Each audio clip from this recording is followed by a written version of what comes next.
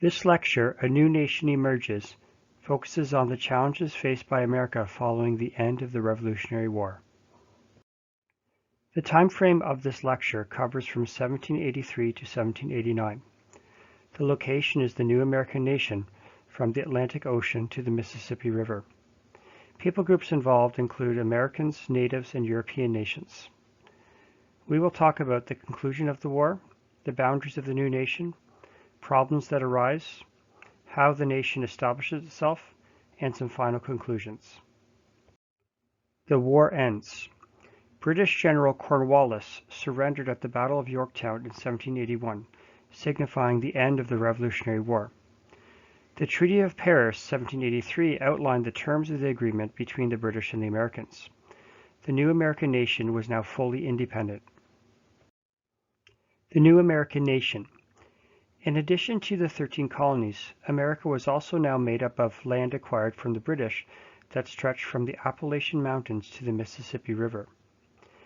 How would this land be settled? How would natives respond to new peoples on their land? These are important questions the new American nation had to consider.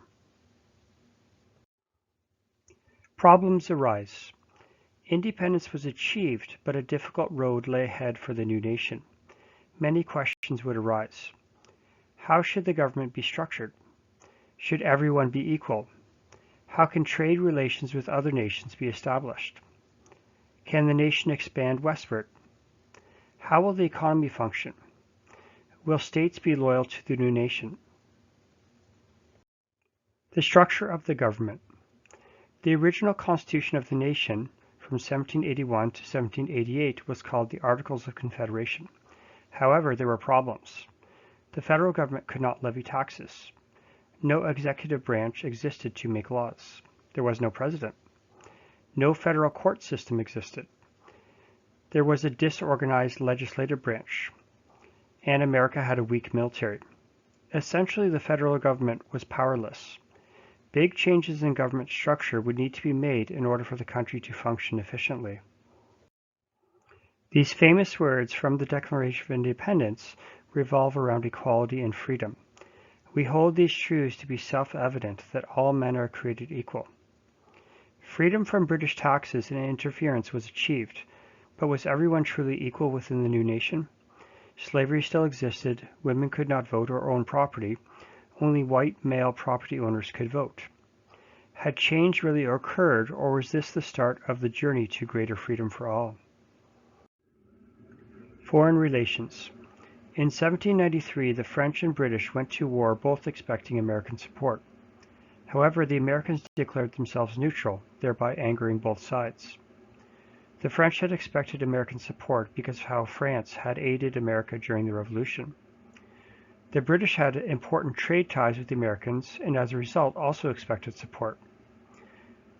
Spain was worried about the American acquisition of lands up to the Mississippi. This resulted in conflict with settlers. Relations with other nations were very tense for the new nation.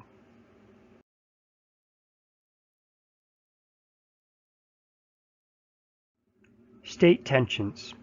National unity took time to develop. Americans were first and foremost loyal to their respective state. Most states also had their own currency, making trade between states very difficult. Boundary disputes almost resulted in war.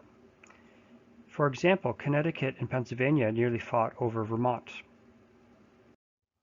The Philadelphia Convention. In 1787, 12 of 13 states came together to discuss solutions to the problems facing the new nation.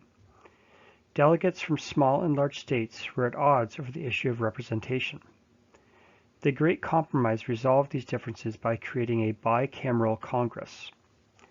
The lower house, the House of Representatives, would be based upon state population, while the upper house, the Senate, would be equal amongst state representation.